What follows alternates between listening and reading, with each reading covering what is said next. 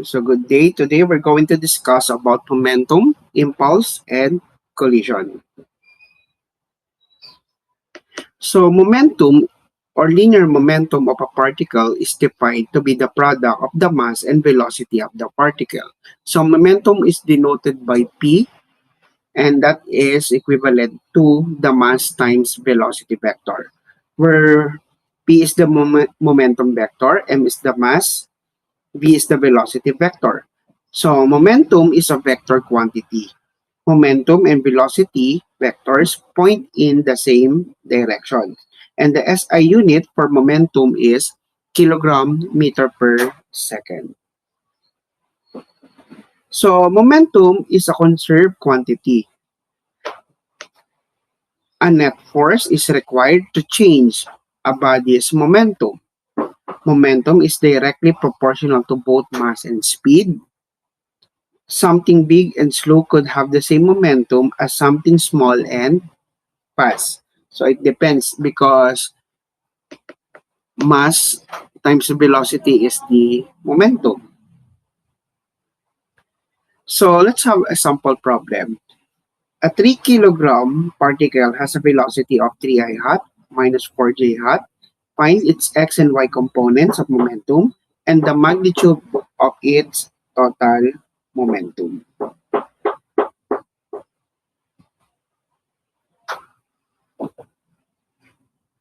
So let us first have the given. So we have the mass, which is 3 kilogram, and the velocity vector, which is 3 I hat minus 4 j hat. So since the momentum is mass times velocity vector, so the momentum is 3 times 3 I hat minus 4 j hat. So momentum will give us 3 times 3, we have 9 I hat minus, and this is 12 j hat. Again, the unit of the momentum is kilogram meter per second. So this is our momentum. But we are asked for the x and y component. So the x component of the momentum, so let that be P sub x. And that is 9 kilogram meter per second. Now for the component at y, that is negative 12 kilogram meter per second. And then we are also asked to determine for the magnitude. Now, for the magnitude, that would be square root of 9 square plus negative 12 squared. So what is the momentum?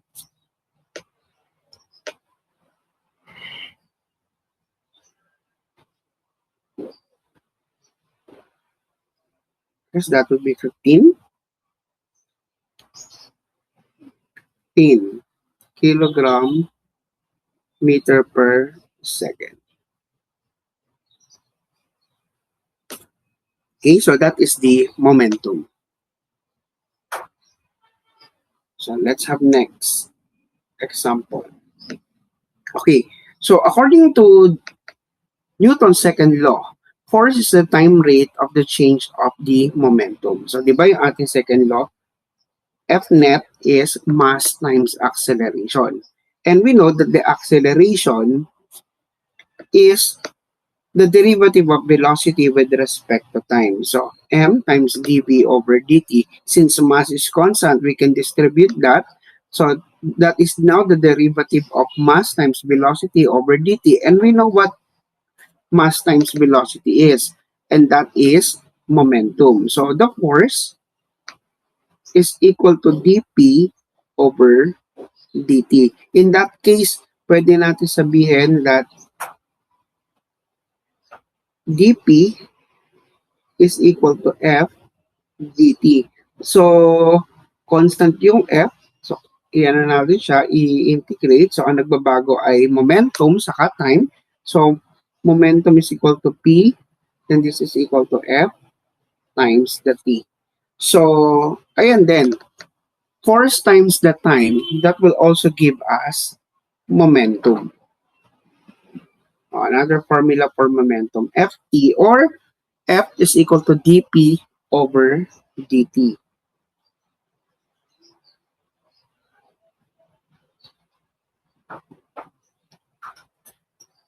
In an isolated system, a system is a collection of two or more objects. An isolated system is a system that is free from the influence of a net external force that alters the momentum of the system.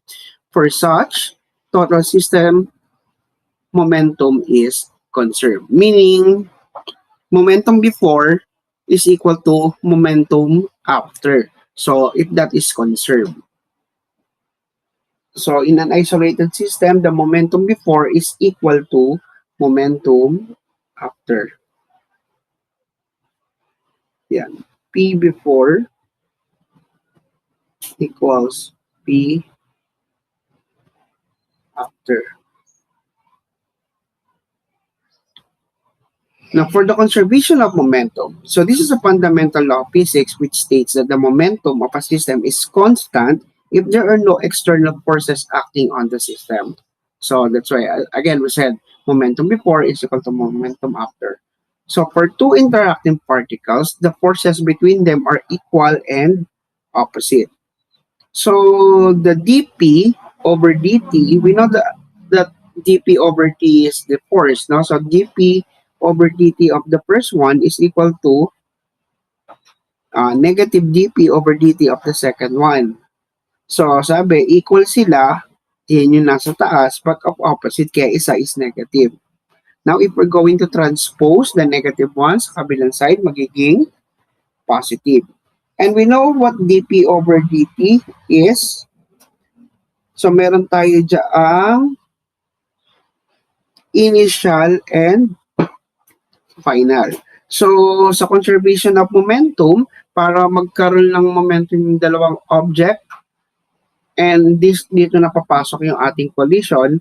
So, we have m1 v1i plus m2 v2i. So, those are the initial velocities of object 1 and object 2. So, momentum before ng dalawa must be equal to momentum after. So, m1 v1f plus m2 v2f. So, let's have an example. A 60 kilogram archer stands at rest on a frictionless ice and fires a 0.50 kilogram arrow horizontally at 50 meter per second. With what velocity does the archer move across the ice after firing the arrow? So M1, that would be the mass of the archer, and he is 60 kilogram. And he stands at rest. So V1 initial is 0. He fires a 0.50 kilogram arrow. So that would be mass 2. 0.50. Horizontally at 50 meter per second. So, syempre, ang initial ng pag-fire natin, so B1, ito ay B2 na to, so B2 initial, that would be 0. Nung pinero niya na,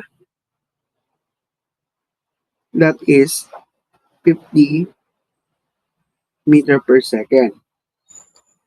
With what velocity does the archer move across the ice after firing the arrow? So, nawawala natin yung final velocity nung archer.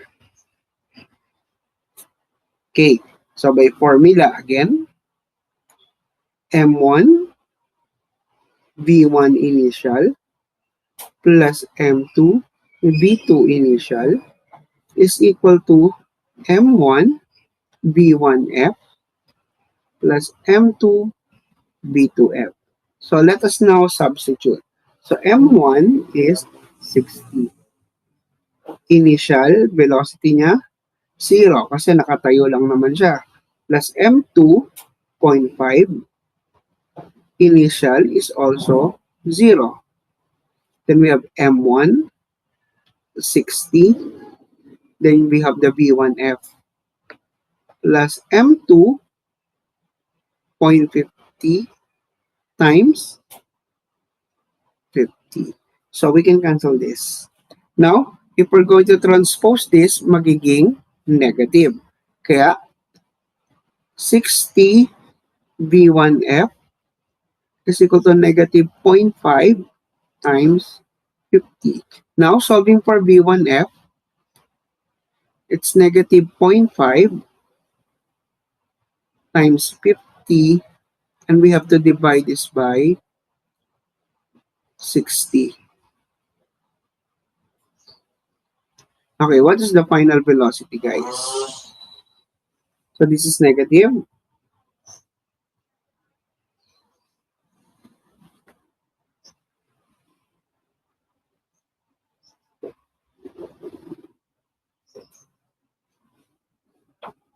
Negative 0.5 times 50 divided by 60.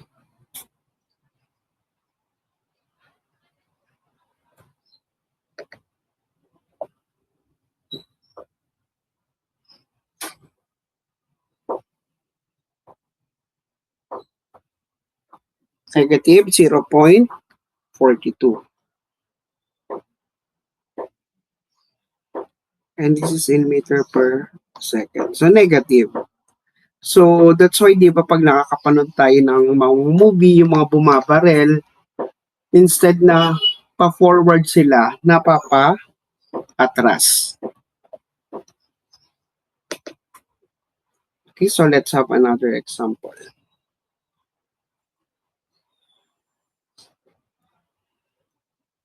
Okay, for the non-isolated system, if a system is not isolated, then the total system momentum is not conserved. So if there is a force, okay, so again, the force is dp over dt. If we cross multiply, we have dp is equal to f dt.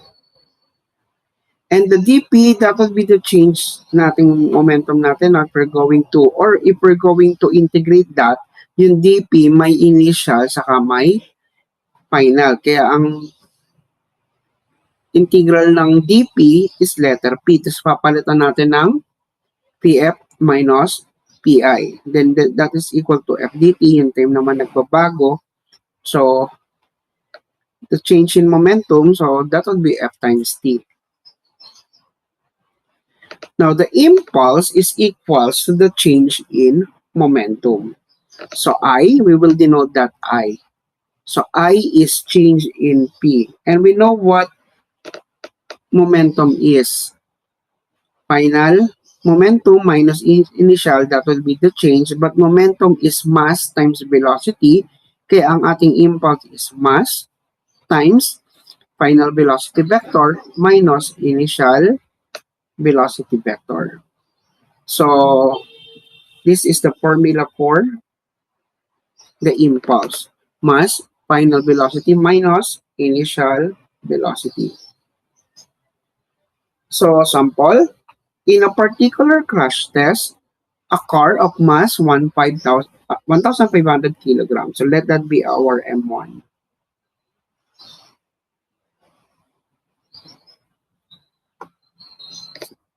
Collides with a wall as shown in the figure below. The initial and final velocities of the car are, so BI is negative 15. So, and then BF is 2.6. So, this is just a one dimension. So, pwede na natin tanggalin yung I hat respectively. If the collision lasts for 0.15 seconds, find the impulse by the collision and the average force. Ano nawawala impulse saka force. So first, ano ang pwede nating makuha? Base dito. So base sa given, meron tayong we can get the impulse. And the impulse is the change in momentum which is the mass times Vf minus Vi. So the impulse mass is 1.5. Then what's the Vf? 2.60 minus negative 15. So what is the impulse?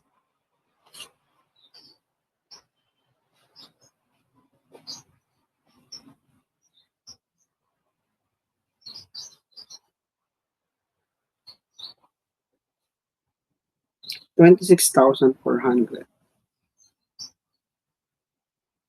So the impulse is the same unit with momentum. Kasi nga change in momentum siya. Now, what is the force?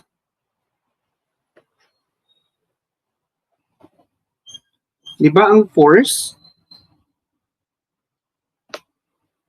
is dp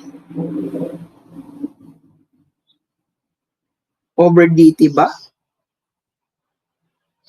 So, balikan natin, no? So, yung F net natin, ayan, F dt.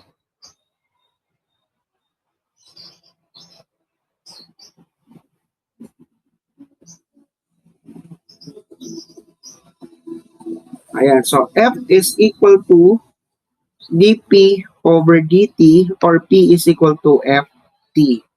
Eh, ang nawawala sa atin ngayon ay yung force.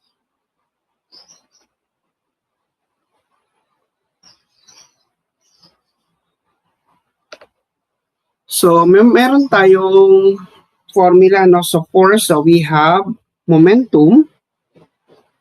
So, that will be the value of our impulse, which is 26,400. And given naman tayo ng time, 0.15. So, what is the force?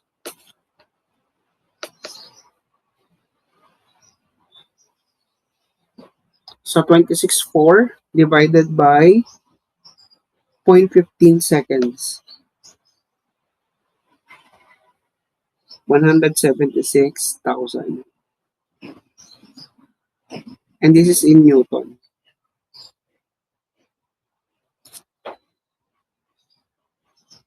Okay. Next.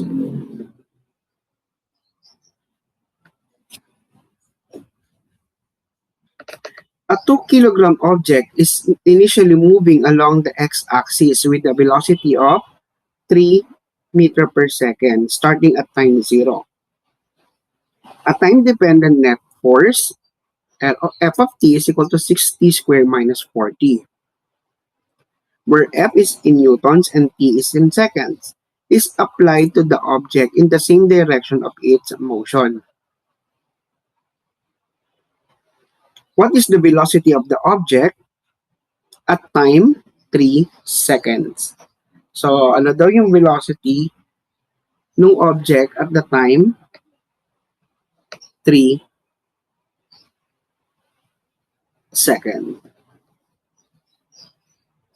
So, how are we going to solve for this? So, given muna tayo no mass is equal to 2 kilogram. Then, initially, we have V1, I. VI, we have 3 meter per second.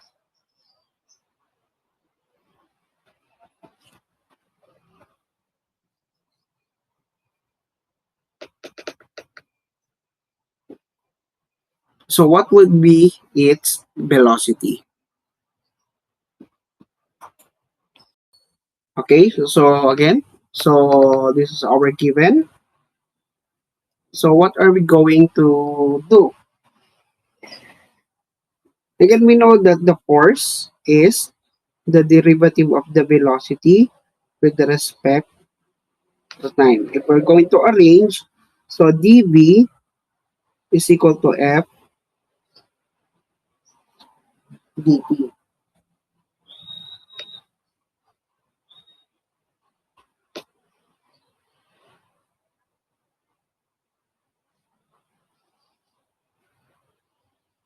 I mean, this is momentum dp.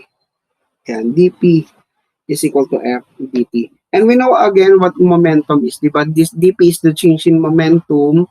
So, pwede natin siyang palitan as mass times dv.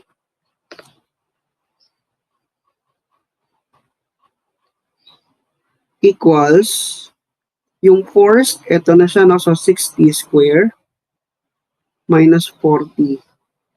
And this is multiplied by dt.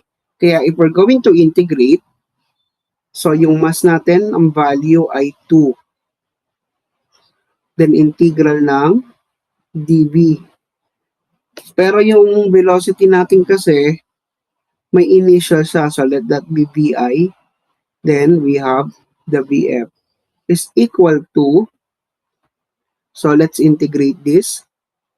So 6 ilabas natin, t square dt minus 4 integral of t dt. Pero yung time natin nagsimula naman at 0 hanggang 3 seconds. 0 to 3. So what's the integral of dv? That would be v. Kaya meron tayo ditong 2v. Pero from initial, at ang initial natin ay 3. Then we have here final equals t square integral ay t cube over 3. So t cube over 3 times 6, that will give us t cube minus t dt, integral naman ay t square over 2 times 4, kaya negative 2t square. Ito, 6 divided by, so meron tayo ditong 2. But this is from 0 to 3. Okay? So, anong unang value ng VF? So, we have now here 2. Unang value ng V, let that be VF. Minus, pangalawang value, that would be 3. Equals, ito namang common factor ay 2. So, pwede naman natin siyang ilabas. 2. Now, unang value ng T is 3. Kaya ito ay may 3 cube minus 2 times 3 square. And this is minus pangalawang value ng t. If we're going to substitute 0, so that would be 0. Okay? So, again, pwede natin i-divide parehas ulit kay 2. So, cancel na natin tong 2. So, what is now VF? Solving for VF. So, VF is now equal to, pag ito negative 3 nilipat, so that would be positive 3. Okay? What is 3 cube? That would be 27. Then, 3 cube is 9 times negative 2. That would be negative 18. So, what is now the final velocity? Equal to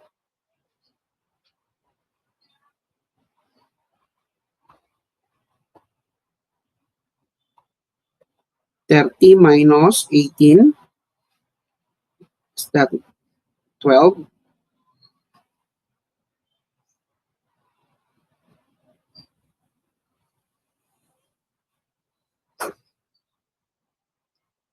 So, the final velocity is 12 meter per second. Okay, please check.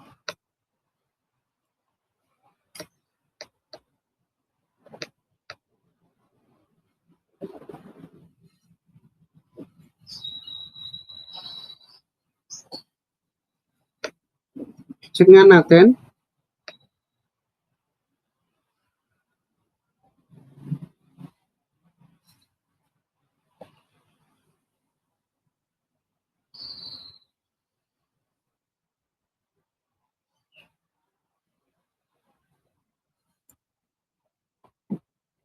or meron tayong mali dito, ay itong 2, pinactored out na nga pala natin yung 2, so dapat wala na to.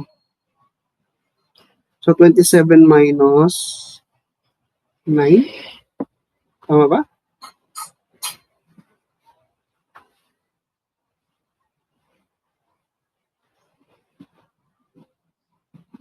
Twenty-seven minus 9.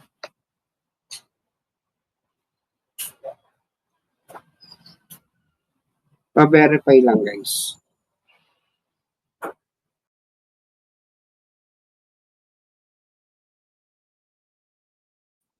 Okay, so that would be, tama no, 27 minus 9, so that would be 21.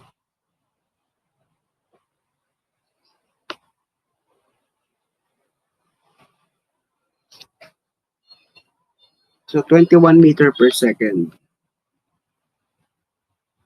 Okay, so next.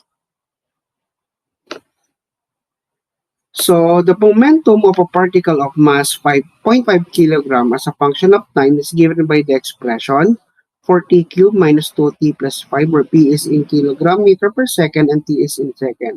Find the expression for the net force F of t acting on the particle. Calculate the impulse delivered to the particle from time is equal to 1 second to t is equal to 2 seconds using the momentum function directly.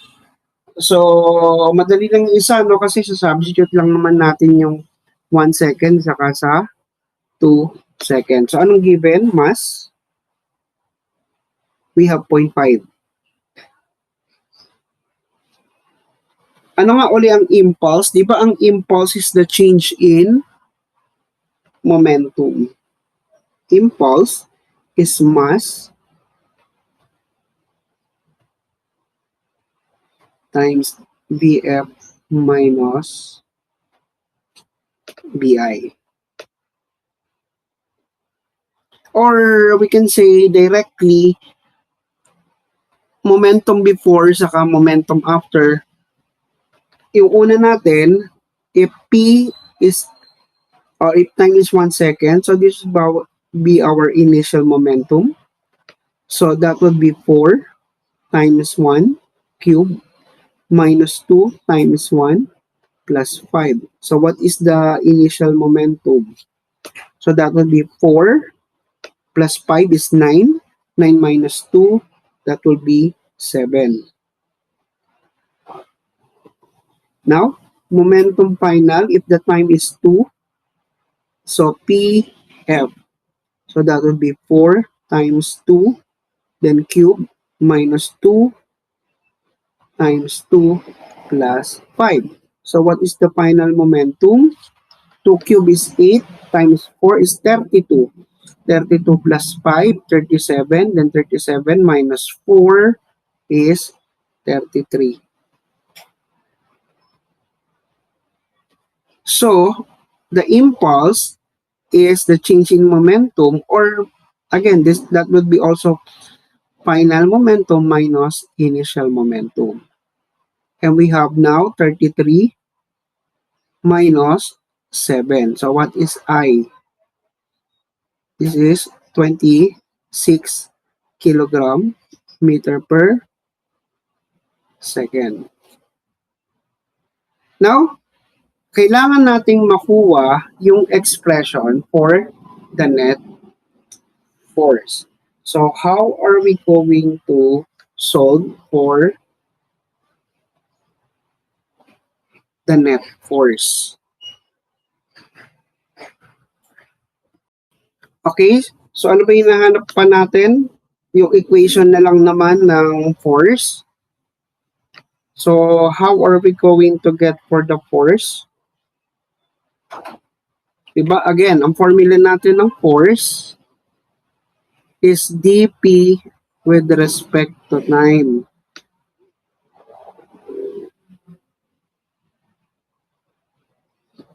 Hinahanap lang naman natin yung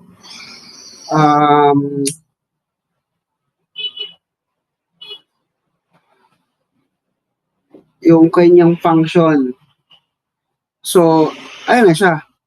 all we have to do para makuha yung force, eto, derivative ng momentum. Given naman tayo ng momentum, anong derivative niyan with respect to time? So, derivative of 4t cube is, lagay na, f of t is equal to 12t minus 2t. So, ito na yung ating expression. So, halimbawa, tinanong, what is the force applied at 1 second? So, substitute na lang natin. So, 12 minus 2, so that would be 10. Now, kung 2 seconds, so 12 times 2 is 24, minus 2 times 2, so 20. So, that's the applied force. After 2 seconds, after 1 second, that is 10 seconds.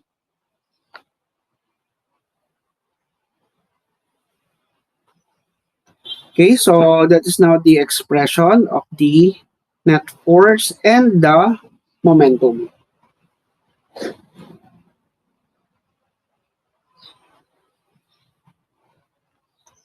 Okay, so let's have now the collision. So it represents an event during which two particles come close to each other and interact by means of the forces. We have two types of collision. We have the elastic and the inelastic, and perfectly inelastic. Now, paano natin mas malalaman kung elastic or inelastic? So, sa inelastic, with IN.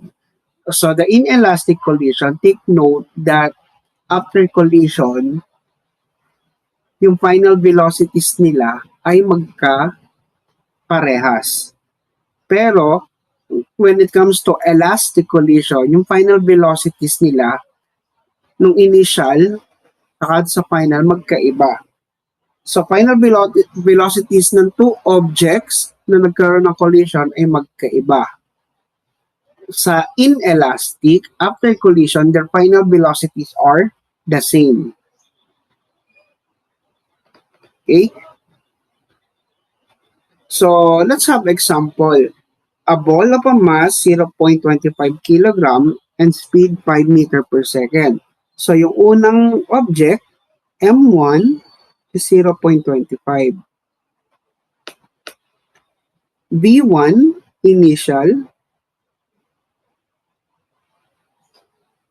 5 meter per second. Head on with a ball of a mass 2, 0.75.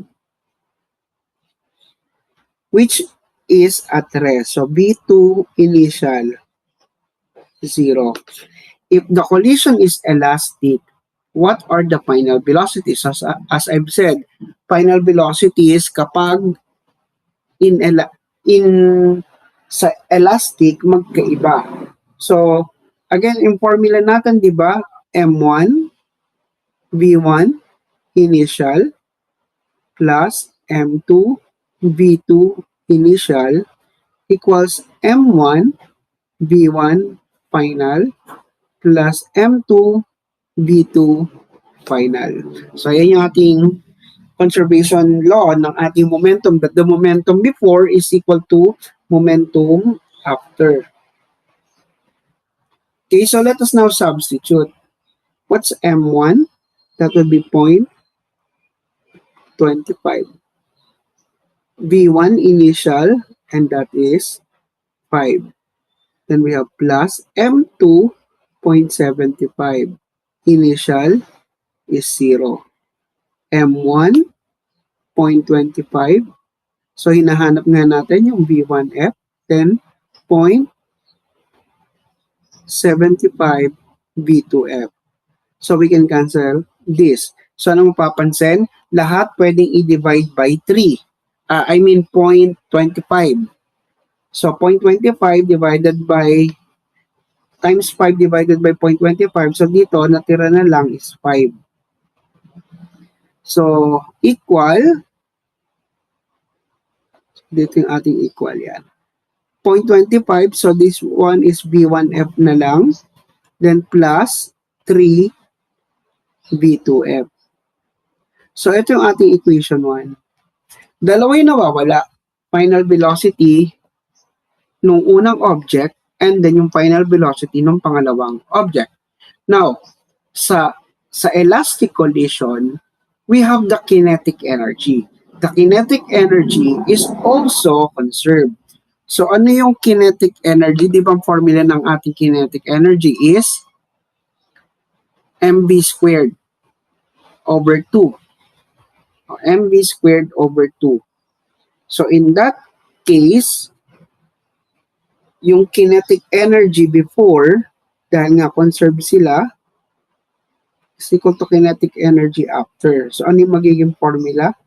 M1 V1 squared all over 2 plus M2 V2 squared all over 2 is equal to M1 V1F all over 2, so this is also squared, plus M2 V2F squared all over 2. So lahat naka-divide sa 2, so pwede na natin i-cancel yung 2.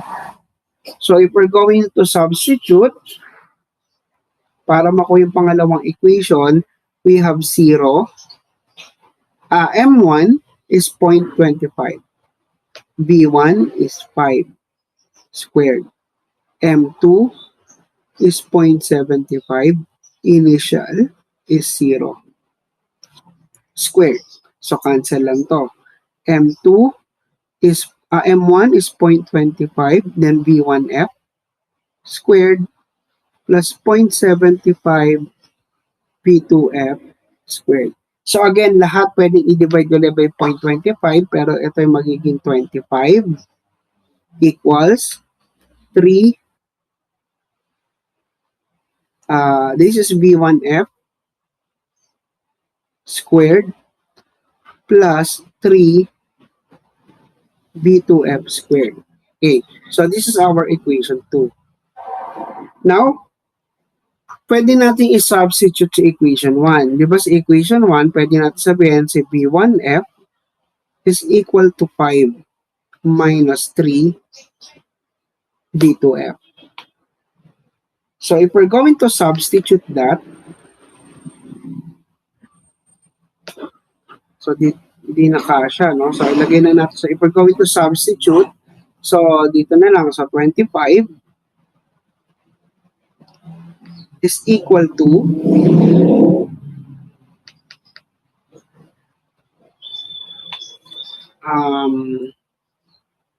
yung V1F, papalitan natin ng 5 minus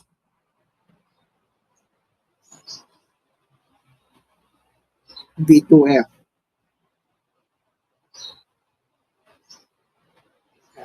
So, V1F, papalitan natin ng 5 minus 3 V2F.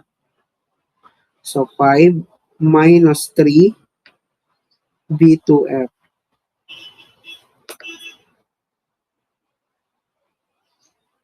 Then, plus 3 V2F squared.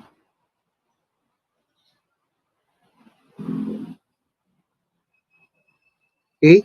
So, pero yung una ay naka-square. So, V1F squared. So, 25, ito kailangan naka-square. So, if we're going to expand this, the first one, so 5 times 5, so that would be 25.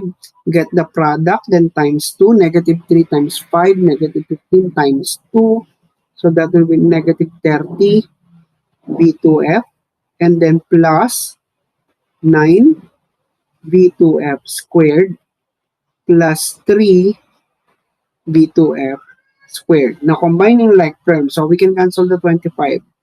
Combining like terms, we have 12 B2F squared. And then, minus 30 B2F. And this is equal to 0. So, may common factor sa kanila. And that is 6 B2F. So, times 2 B2F, then minus 5 So, yun na lang natira. So, in that case, pwede na natin masolve. Unang term, ayan, unang factor, 6b2f is equal to 0. So, therefore, b2f is equal to 0. Pero, di ba kanina meron tayong formula ng b1f is equal to 5 minus, ito, yung ating formula ng b1f. Minus, but if b2f is 0, so 3 times 0. So, b1f is 5.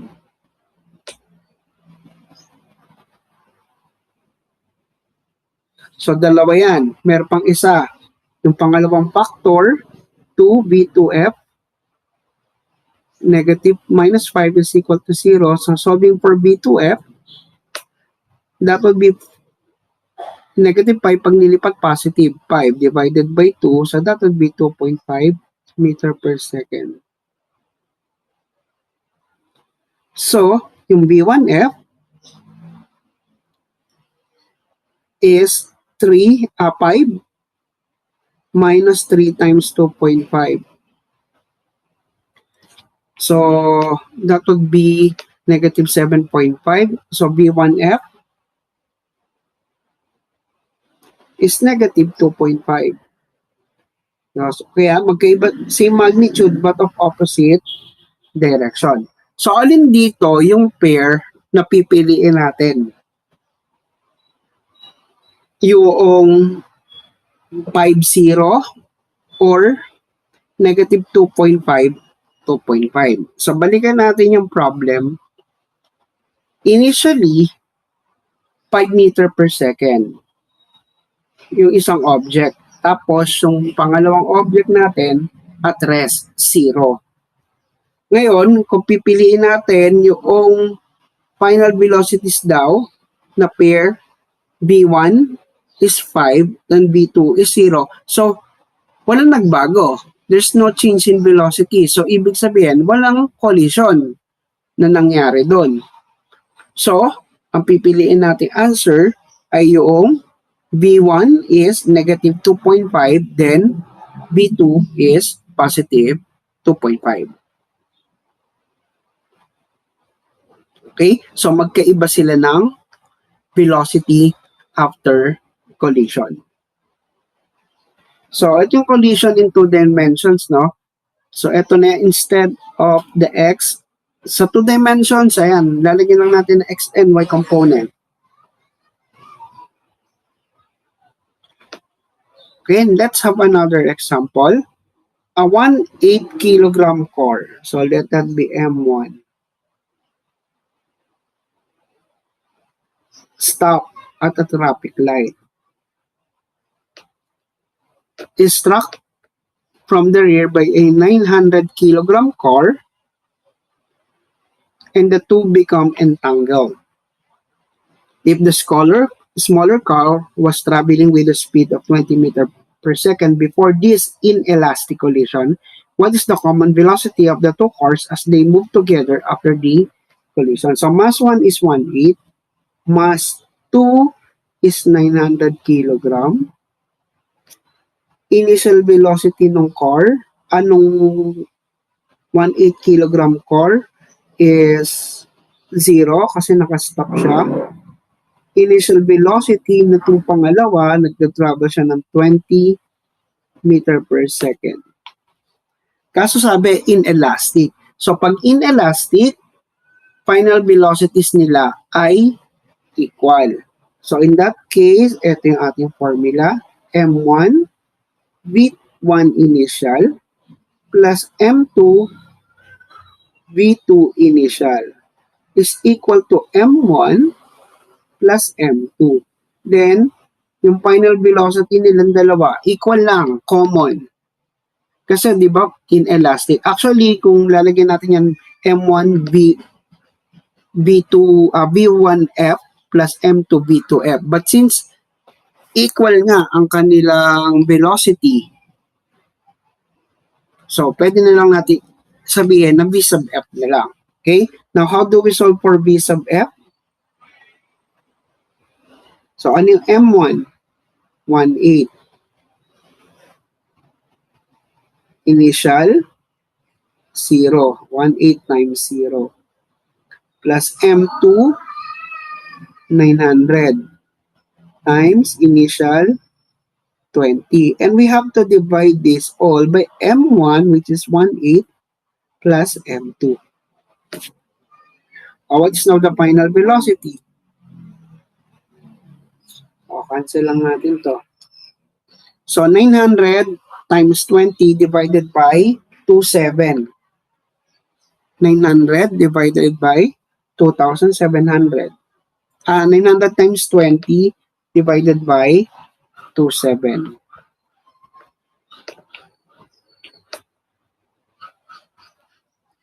What's our answer? So, this is 18,000 divided by 27. So, what is the final velocity? 6.67 meter per second. So, that is the final velocity of the two.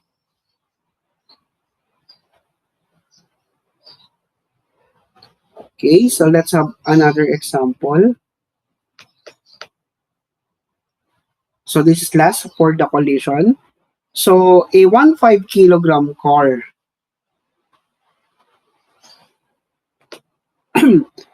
traveling is M1, 1.5. So, dahil 2 dimensions na tayo, traveling is, so kung is lang siya, along x lang siya, di ba? So, B1 initial at x is 25 meter per second. So, ang ating B1 initial at y is 0. Collides at the intersection with a 2,500 kilogram band. So, M2, 25. Traveling north. So, V2 initial, kung sa north lang siya, so x component, kung north, 0. Pero initial component niya naman sa y, that would be 20. So, find the direction of magnitude of the velocity of the wreckage after the collision. Assuming that the vehicles undergo a perfectly, so inelastic. So, again, di ba pag inelastic, final velocities are the same, equal. So, dun muna tayo sa x component. So, at x. So, lagyan muna ulit natin formula, no? So, B1, B1i, plus B2, M2, V2i, is equal to M1 plus M2. Then, VF. So, dahil nga inelastic siya, so, at x component, so, solve natin yung VFX sa x component. So, that would be M1, 1.5, times V1 initial sa x component, 25, plus M2, 25. Initial component sa x, 0. And this is all divided by M1, which is 1.5, plus M2. So, we can cancel this. So, what is the final velocity at x? So, that is 1.5 times 25 divided by 4,000. Okay, so 1,500 times 25 divided by 4,000. So, what is the final velocity? 9.38.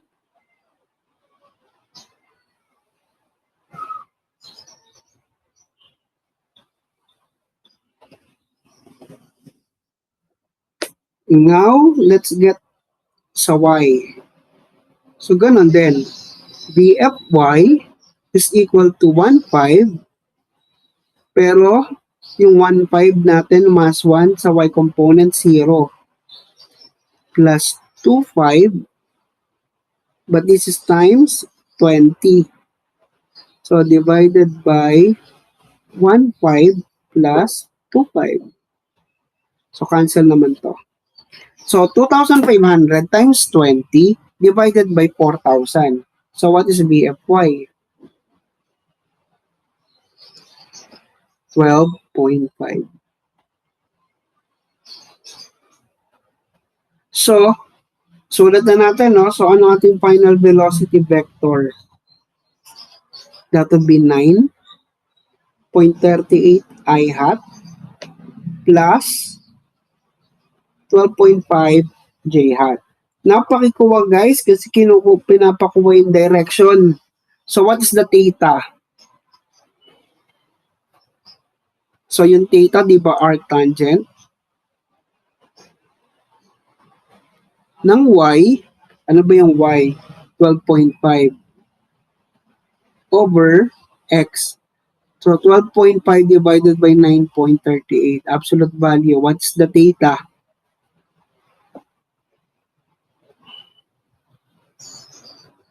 53.12 degrees. So, obviously, nasa north of east tayo. Kasi nga, isa traveling north, isa traveling east. So, ang tendency, ito yung picture, nandito siya sa northeast. At yung angle niya is 53.12 degrees.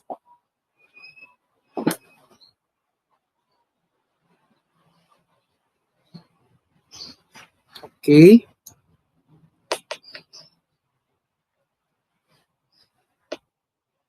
Okay, so that will be all for momentum, collision, and impulse.